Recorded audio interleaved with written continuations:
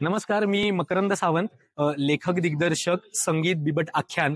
आम्ही आज 28 तारखेला काला घोडा फेस्टिवलमध्ये इथे यशवंतराव चव्हाण सेंटरमध्ये मेन ऑडिटोरियमला आज प्रयोग केला आणि काला घोडाच्या निमित्ताने एक अत्यंत सुजाण ऑडियन्स आमच्या समोर बसला होता आणि त्याची दाद आम्ही आयुष्यात विसरू शकत नाही.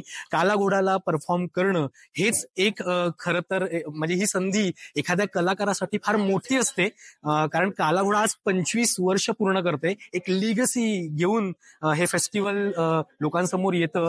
हजारो लाखो लोक या फेस्टिवलचा पार्ट बनतात, इथे येण्यासाठी उत्सुक असतात आणि आम्हाला एक भाग्य मिळालं की या फेस्टिवलमध्ये परफॉर्म करणं, फेस्टिवलमध्ये आलेल्या ऑडियन्सला एंटरटेन करणं, त्यांच्यापर्यंत लेपर्ड ह्युमन कॉन्फ्लिक्टवर एक उत्तम माहिती देणं, मनोरंजनाच्या माध्यमातून, इन्फोटेनमेंटच्या माध्यमातून. आणि आमची ही जी चळवळ आहे वन्यवाणी नावाची, म्हणजे wildlife conservation through folk arts of Maharashtra, ह्या चळवळीला काला घोडा फेस्टिवलमध्ये आम्हाला एक संधी मिळाली. त्यामुळे आम्ही स्वतःला फार नशीबवान समजतो आणि ह्या संधीचं आम्ही नक्की सोनं केलं असं आम्हाला वाटतंय.